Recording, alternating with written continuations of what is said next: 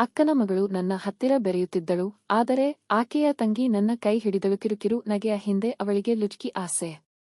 ಆದರೆ ನನ್ನ ಮಮತೆಯ ನೋಟ ತಂಗಿಯನ್ನು ಸೆಳೆಯಿತು.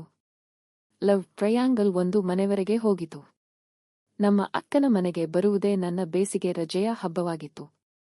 ಮಕ್ಕಳು, ಊರಿನ ಖುಷಿ, ಹಳ್ಳಿಗಾಳಿ ಎಲ್ಲವೂ ಮನಸ್ಸಿಗೆ ಹೊಸ ಜೀವ ತುಂಬುತ್ತಿತ್ತು. ಆದರೆ ಈ ಬಾರಿ ಮತ್ತೊಂದು ಕಾರಣಕ್ಕೂ ನಾನು ಬಲು ಉತ್ಸುಕರಾಗಿದ್ದೆ. ಅಕ್ಕನ ಮಗಳು ಅನು ಹದಿಹರೆಯದ ಹದಗೆಟ್ಟ ಚುಟುಕು ನಗು, ಮಿಡಿಯುವ ಕಣ್ಣುಗಳು, ಗದ್ದಲದ ಮಧ್ಯೆ ತೀವ್ರ ಮೌನವಿದ್ದ ಆಕೆ. ಅವಳ ನಡಿಗೆ, ಮಾತು, ನೋಟ ಎಲ್ಲವೂ ಏನೋ ಬೇರೆ ರೀತಿಯಲ್ಲಿ ನನ್ನ ಹೃದಯಕ್ಕೆ ತಾಕುತ್ತಿತ್ತು. ನನ್ನಲ್ಲಿ ಆಸಕ್ತಿಯ ಒಂದು ಕಿಟಕಿ ತೆರೆದು ಬಿಟ್ಟಿತ್ತು ಅವಳು. ನಾನು ಮನೆ ಬಾಗಿಲು ದಾಟಿದ ಮೊದಲ ಕ್ಷಣದಲ್ಲಿಯೇ ಅಣ್ಣ ಎಂದು ಓಡಿಕೊಂಡು ಬಂದು ನನ್ನ ಮೇಲೆ ಬಿದ್ದಳು. ನಾನು ಬೆಚ್ಚಿ ಬೀಳದೆ, ಏನು ಗೊತ್ತುವಾಗಿದೆ?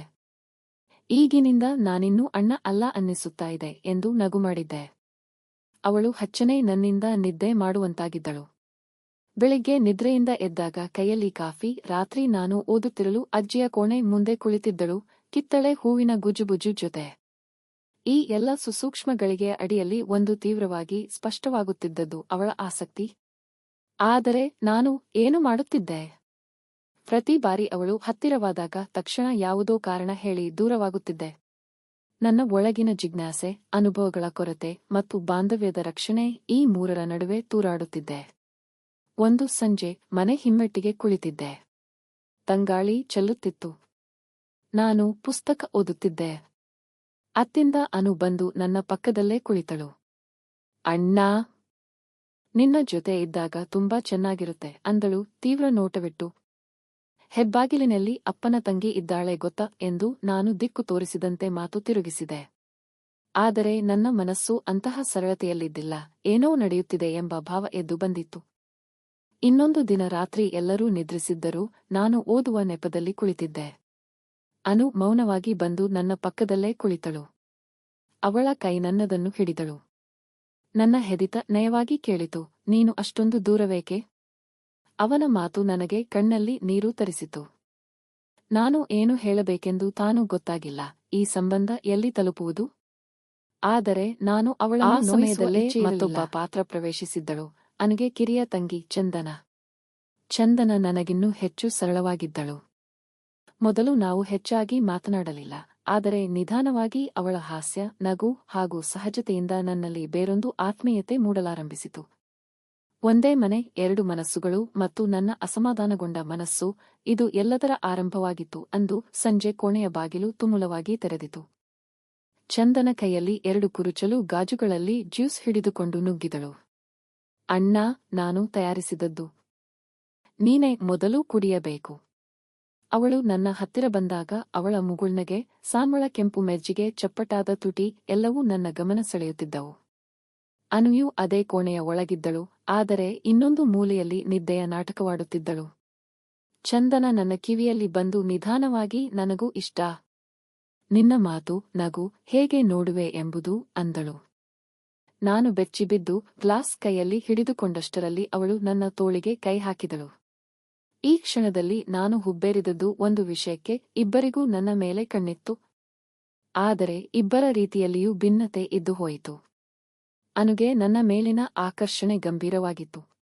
ಅವಳು ಭಾವಪೂರ್ಣವಾಗಿ ನನ್ನನ್ನು ನೋಡುತ್ತಿದ್ದಳು. ಆದರೆ ಚಂದನ, ಆಕೆಯ ಮಾತು, ಸ್ಪರ್ಶ, ನೋಟ, ಅದು ಇಂಪುಮಾದಕವಾಗಿ ಆಕರ್ಷಕವಾಗಿತ್ತು. ಒಂದು ರಾತ್ರಿ ಎಲ್ಲರೂ ನಿದ್ದೆಗೆ ಜಾರಿದ ನಂತರ ನಾನು ಹಾಳೆಗಳ ನಡುವೆ ಓದುತ್ತಿದ್ದೆ.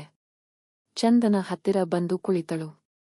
ಆಕೆ ನನ್ನ ಕೈ ಹಿಡಿದುಕೊಂಡು ಕೇಳಿದಳು, ಅಣ್ಣಾ, ನಿನ್ನ ಜೊತೆ ಮಾತಾಡೋಕೆ ಹಂಬಲಿಸುತ್ತಿದ್ದೆ. ಏಕೆ ಗೊತ್ತಾ? ಏನು ಎಂದು ನಾನು ತಲೆ ಎತ್ತಿ ಕೇಳಿದಾಗ ಆಕೆ ತಟ್ಟನೆ ನನ್ನ ಮೇಲೆ ತೊಡೆಯನ್ನು ಹಾಕಿದಳು. ನಾನು ಅಚ್ಚರಿಯಿಂದ ತದೇಕವಾಗಿ ಅವಳ ಮುಖ ನೋಡಿದೆ. ನಾನು ನಿನ್ನನ್ನು ನನಗೆ ಬೇಕಾದಂತೆ ನೋಡುವೆ ಅಣ್ಣಾ. ಆದರೆ ನನಗೆ ಗೊತ್ತು, ನೀನು ನಾನಾ ಕಡೆ ತಿರುಗುತ್ತೀಯ ಅಂತ. ಅದೇ ಸಮಯದಲ್ಲಿ ನನ್ನ ಕಣ್ಣು ಅನುಗಡೆ ಸರಿದಿತು. ಅವಳು ಅಲ್ಲಿಯ ಕೋಣೆಯ ಬಾಗಿಲಲ್ಲಿ ನಿಂತುಕೊಂಡಿದ್ದಳು, ತೀವ್ರ ನೋವಿನಿಂದ ನಿಜವಾಗಿಯೂ ನನ್ನೆಡೆ ನೋಡುವೆನು ಎಂಬಂತೆ. ಅವಳಿಗೆ ಆಗಿದ್ದ ಭಾವನೆ ಸ್ಪಷ್ಟವಾಗಿತ್ತು. ಈ ತ್ರಿಭುಜ ಸಂಬಂಧದಲ್ಲಿ ನಾನು ಯಾರತ್ತ ಹೋಗಬೇಕು ಎಂಬ ಗೊಂದಲ ಆರಂಭವಾಯಿತು. ನನ್ನ ಮೇಲೆ ಆಕರ್ಷಿತರಾದವರು ಇಬ್ಬರೂ ನನ್ನ ಕುಟುಂಬದವರೇ. ಆದರೆ ಈ ಸಂಬಂಧಗಳಿಗೆ ಹೆಸರಿಡಲಾಗುತ್ತದೆಯಾ? ಇನ್ನೊಂದು ದಿನ ರಾತ್ರಿ ಊಟದ ನಂತರ ಮನೆಯ ಎಲ್ಲರೂ ನಿದ್ದೆಗೆ ಜಾರಿದಾಗ ಅನು ನನ್ನ ಮೊಟ್ಟಮೊದಲಿಗೆ ನನ್ನ ಬಳಿ ನಿಂತು ತೀವ್ರ ನೋಟದಿಂದ ಕೇಳಿದಳು, ನೀನು ನನ್ನ ತಂಗಿಯೊಂದಿಗೆ ಹಾರುವ ಕನಸು ಕಾಣುತ್ತಿದ್ದೀಯಾ? ನಾನು ಹೆದರಿ ಆಕೆಯ ಕೈ ಹಿಡಿದು, ಅನು, ನಾನಿನ್ನೂ ನೋಯಿಸಲು ಇಚ್ಛೆಯಿಲ್ಲ. ನಿನಗೆ ನನ್ನ ಬಗ್ಗೆ ಎಷ್ಟೊಂದು ನಿಜವಾದ ಪ್ರೀತಿ ಇದೆ ಅಂತ ನನಗಿದೆ. ಆದರೆ ಅವಳು ನನ್ನ ಮಾತು ನಿಲ್ಲಿಸಿ, ಆದರೆ ನೀನು ನನಗೆ ಬೆಲೆ ಕೊಡಿಲ್ಲ. ನನಗೆ ಬೇಕಾದಷ್ಟು ಅಂದಳು. ಆ ಕ್ಷಣದಲ್ಲಿ ಅವಳ ಕಣ್ಣುಗಳಲ್ಲಿ ಕಹಿಯ ನದಿ ಹರಿದು ಹೋಯಿತು. ನಾನು ಆಕೆಯ ತೊಡೆಯ ಮೇಲೆ ಕೈ ಇಟ್ಟು ಧೈರ್ಯ ನೀಡಲು ಯತ್ನಿಸಿದ್ದೆ. ಆದರೆ ಆ ಕೈ ಒಂದೇ ಕ್ಷಣದಲ್ಲಿ ಹಿಂದೆ ಸರಿಯಿತು. ಆಕೆಯ ತಂಗಿ ಚಂದನ ಬಂದು ನಮ್ಮನ್ನು ನೋಡುವಂತೆ ನಿಂತಿದ್ದಳು. ಇದು ಮೊದಲ ಬಾರಿಗೆ ನನ್ನ ಮೇಲೆ ಇಬ್ಬರ ನಡುವೆ ಸಪ್ಪಳ ಎದ್ದುಬಿಟ್ಟಿತು. ಈ ಸಂಬಂಧದಲ್ಲಿ ನಾನು ತಪ್ಪಿದೆಯೇ? ಅಥವಾ ನನ್ನ ಸಹಜ ಪ್ರೀತಿಗೆ ಎರಡು ದಿಕ್ಕುಗಳಲ್ಲೂ ಬಾಗಿಲು ತೆರೆದಿದ್ದೆ? ಅಂದು ಬೆಳಿಗ್ಗೆ ಮನೆ ತುಂಬಾ ತಣಿಯಿದ್ದು ಯಾರೋ ಯಾರನ್ನು ಬಿಟ್ಟು ಮಾತನಾಡುತ್ತಿದ್ದರೂ ನಿಶ್ಚಿತವಾಗಿ ನನ್ನ ಸುತ್ತೋರ್ವ ಕುತೂಹಲದ ವಲಯ ಸೃಷ್ಟಿಯಾಯಿತು. ಅಕ್ಕನ ಮಗಳು ಅನು ನನಗೆ ಟೀ ತಂದು ಕೊಡುವಾಗಲೇ ಮಾತು ಕಡಿಮೆಯಾಯಿತು. ಚಂದನ ನನ್ನ ಹತ್ತಿರ ಬರುವುದನ್ನು ಕಡಿಮೆ ಮಾಡಿದ್ದಳು. ಅವರಿಬ್ಬರೂ ನನ್ನನ್ನು ಹಸಿವಿನಿಂದ ನೋಡುತ್ತಿದ್ದರು. ನಾನು ನಿರ್ಣಯವಿಲ್ಲದೆ ಆ ತೀವ್ರತೆಯಲ್ಲಿ ಮುಳುಗುತ್ತಿದ್ದೆ. ಒಂದು ದಿನ ರಾತ್ರಿ ಚಂದನ ನನ್ನ ಬಳಿ ಬಂದು ನಿಂತು ಕೇಳಿದಳು, ನಿನ್ನಿಗೆ ಅನು ಬೇಕಾ? ಇಲ್ಲ, ನನ್ನಂತೆ ತಂಪಾದ ಮನಸ್ಸು ಬೇಕಾ? ಆ ಪ್ರಶ್ನೆ ನನ್ನೊಳಗೆ ಸದ್ದು ಮಾಡಿತು. ಅವಳು ನನ್ನ ಕೈ ಹಿಡಿದಾಗ ನಾನು ಸರಳವಾಗಿ ಅವಳನ್ನೇ ಬೆರೆಯಿಸಿಕೊಂಡೆ. ಆದರೆ ಅದು ನಿಜವಾಗಿಯೂ ಪ್ರೀತಿ ಹಂಚಿದ ಮುಹೂರ್ತವಾಯಿತೇ ಎಂಬುದು ನನಗೆ ಸರಿ ಹಿಡಿಯಲಿಲ್ಲ. ಬೆಳಿಗ್ಗೆ ಅನು ನನ್ನ ಬಳಿ ಬಂದು, ನಿನ್ನಲ್ಲಿ ನಾನಿಂದು ಏನೂ ಬಾಕಿ ಇರಲಿಲ್ಲ ಅಂದುಕೊಂಡೆ. ಆದರೆ ನಿನ್ನ ಬೆರಕೆ ನನಗೆ ಆಗಲೇ ಸರಿದಿಲ್ಲ ಅನಿಸುತ್ತಿದೆ ಅಂದಳು. ಆ ಮಾತು ನನ್ನ ಚಿತ್ತದ ಮೂಳೆಗಳಿಗೆ ಹೊಕ್ಕಿತು. ನಾನು ಅವಳ ಕೈ ಹಿಡಿದು ಮೊದಲ ಬಾರಿಗೆ ಆಕೆಯ ಮುಂದೆ ಅತ್ತೆ, ಅನು, ನಾನಿನ್ನ ಪ್ರೀತಿಸುತ್ತಿದ್ದೆ. ಆದರೆ ನಿನ್ನ ತಂಗಿಯು ನನ್ನೊಳಗೆ ಏನೋ ಬೆಳೆಯಿಸಿಕೊಂಡಳು. ನಾನು ತಪ್ಪು ಮಾಡಿದೆಯೇನೋ ಅನ್ನಿಸುತ್ತಿದೆ, ಆದರೆ ನನ್ನ ಹೃದಯ ಒಂದು ಸತ್ಯವನ್ನು ಕೇಳುತ್ತಿದೆ. ಅವಳು ನಿಧಾನವಾಗಿ ನನ್ನ ಕೈ ಬಿಟ್ಟಳು.